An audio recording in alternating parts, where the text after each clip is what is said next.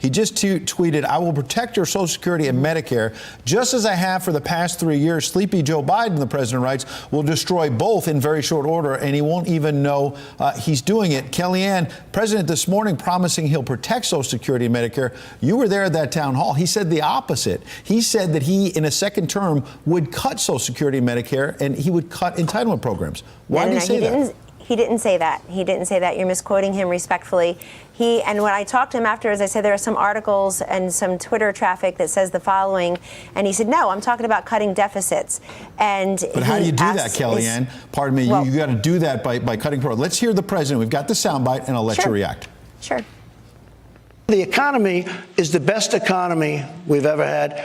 It's nothing compared to what it's going to be when the trade deals kick in. But if you don't cut something in entitlements, you'll never really deal with the debt. We'll be cutting, but we're also going to have growth like you've never had before.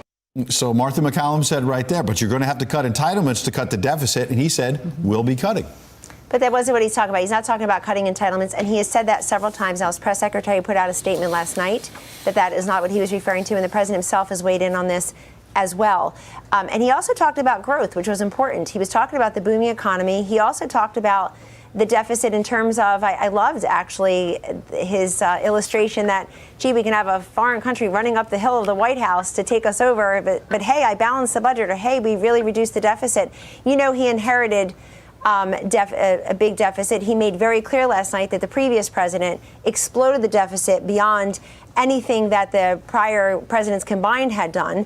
The thing about Trump being caught on tape saying he'll be cutting entitlements is that he was caught on tape saying he'll be cutting entitlements. And yet the fact that Kellyanne Conway is actually trying to gaslight us into thinking that the thing we just saw and just heard didn't actually occur is a pretty perfect encapsulation of the Trump administration. She literally says that Trump didn't say he was willing to cut entitlements, that he was clearly talking about deficits, but again, listen to the clip.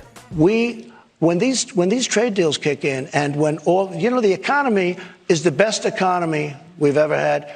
It's nothing compared to what it's going to be when the trade deals kick in. But if you don't cut something in entitlements, you'll never really deal with the debt. We'll be cutting, but we're also going to have growth like you've never had before. They don't even mention the word deficits, and his statement, "will be cutting," is in direct response to Martha McCallum pressing him on, quote, cutting entitlements. And look, we see this all the time, where Trump clearly says something and then his mouthpieces show up on cable news shows the next day to try and clean up his mess. So Kellyanne Conway can pretend that Trump didn't say the thing that he literally just said, but it's not going to change reality. But the best part truly happens just after this press conference, where Kellyanne tries to pin the blame on reporters for covering Trump's own words. You saw his tweet just now, right? So you're going to use the forum and not the tweet, where he said he was talking about cutting deficits. So if you're not covering his tweet and you're just covering a soundbite, then that's really disingenuous.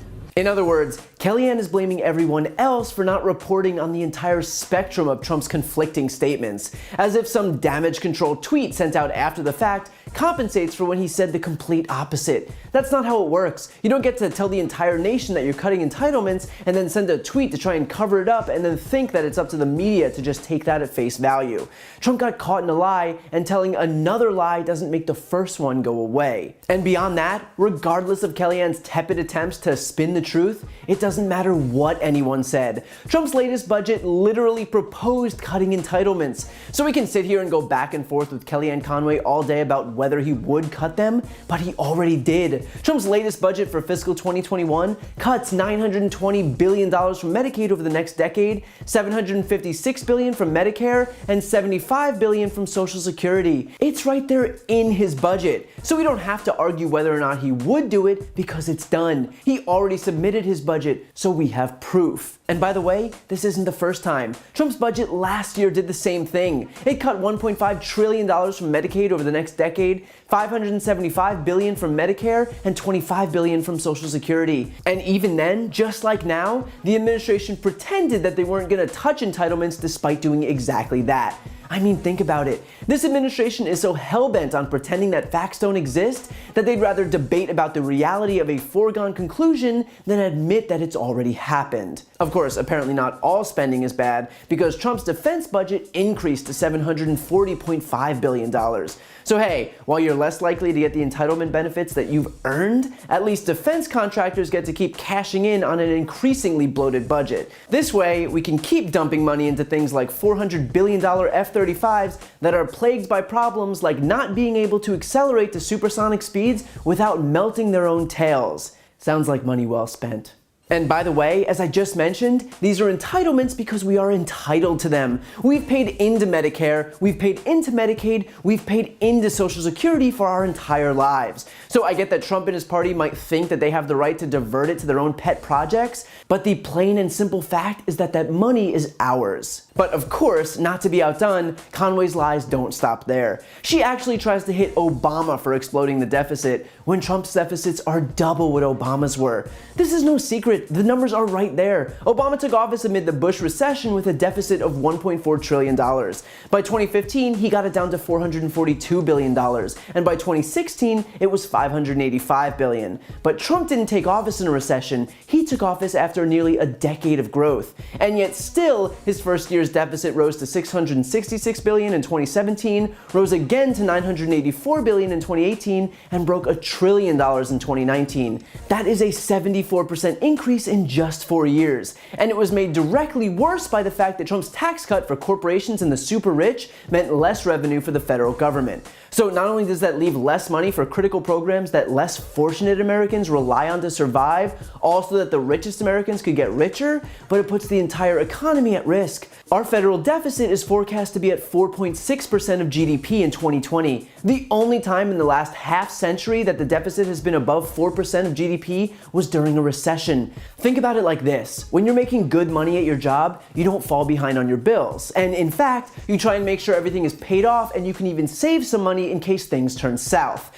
This way, if you lose your job, you have a buffer, and you can still pay your bills without falling off a cliff. But right now, we're in a healthy economy, and yet we're still seeing some of the worst deficits in modern American history.